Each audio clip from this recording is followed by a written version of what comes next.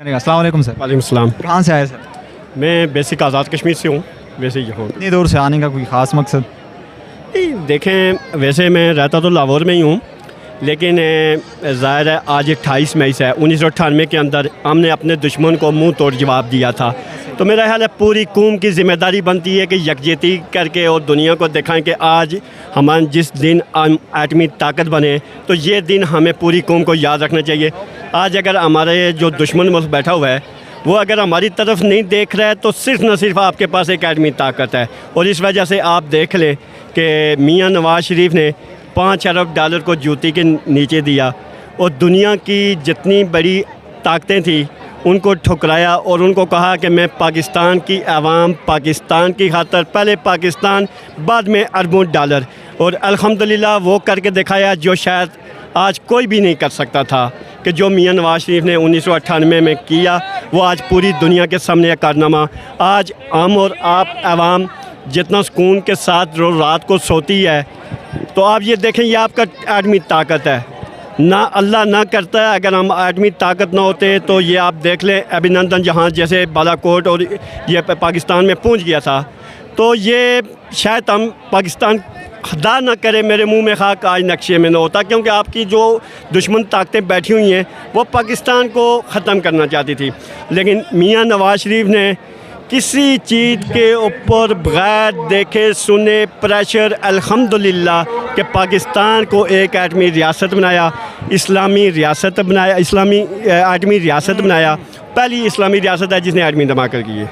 तो आज मेरा ख्याल है कि आप देख रहे हैं जो क्राउड है, जो दुनिया है, ये मियाँ नवाज़ शरीफ की मोहब्बत के अंदर यहाँ पे आए हैं। और मियाँ नवाज़ शरीफ आप देख लें वो पार्टी नहीं है, मियाँ नवाज़ शरीफ एक नज़रिया बन चुका है। मोहतरमा मरियम नवाज़ शरीफ जो भी जलसा करती है वो बड़ी डिसिप्लिन से करती हैं, और आपने उसके अंदर कोई भी देखा होगा जो हकीकी कारगन लोग होते हैं वो मौजूद होते हैं, जो सही कारगन होते हैं। आप यहाँ पे भी देख लें, यूथ यहाँ पे भी है, सारे लोग भी हैं, हमारी माएँ बहनें छोटे बड़ी, एक डिसिप्लिन है। अब इमरान खान के जो जलसे होते हैं ज़मान पार्क के अंदर, जिस तरह 24-25 रमज़ान के अंदर भी वहाँ पे जो म्यूज़िक, जो सिस्टम, जो मामला चल रहा था, शायद हमारे माशरा इन चीज़ों की इजाज़त नहीं देता है। हम इस्लामी रियासत से हैं, हमारा पाकिस्तान रियासत कलमे के नाम से बना हुआ था, और जिस तरफ ये लेके जा रहे थे पाकिस्तान को, अल्लाह पाक ने उसको बचा लिया है। और अल्हम्दुलिल्लाह 9 मई की वाक़या जो हुआ इसकी तो मज़म्मत तक तो काम नहीं चलेगा, ये काम तो तब होगा कि जब इन किरदारों को सज़ा मिलेगी। मेरा ख्याल है ये काम हमें थोड़ा पीछे जाके देखना चाहिए।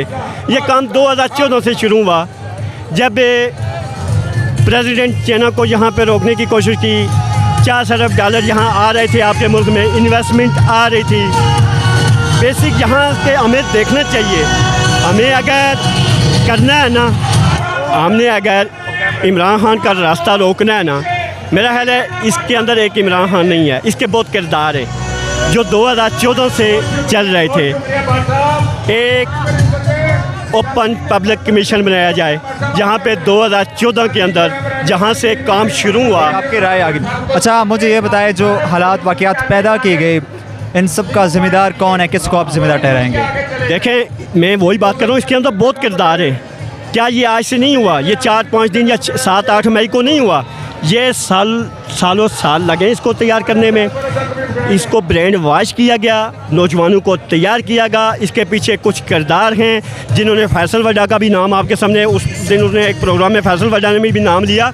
तो मेरा ख्याल है हम पूरी कौम, पहले पाकिस्तान, पहले अफवाज पाकिस्तान, पाक फ़ौज है, आप रात को सोते हैं। कुछ रहनुमा ऐसे है वो क्लेम कर रहे हैं कि इसमें PMLN के लोग भी शामिल थे, इसमें बाकी भी लोग शामिल थे, वो आपको पता है वो किसकी तरफ इशारा कर रहे हैं, तो आपका क्या ख्याल है इस बारे में? माजरत है, अगर यहाँ पे मोहतरमा मरियम नवाज़ आ रही हैं, जलसा रहना, अगर जिस हल्के के जितने लोग आए हुए हैं, ख्वाजा साद रफ़ीक हैं, अयाज सादक साहब हैं, जितने लोग हैं, अगर जिस हल्के के लोग किसी जगह पे हमला करेंगे ना, वो साद रफ़ीक ज़िम्मेदार होगा, वो ख्वाजा आसिफ ज़िम्मेदार होगा, वो मरियम नवाज़ ज़िम्मेदार होगी।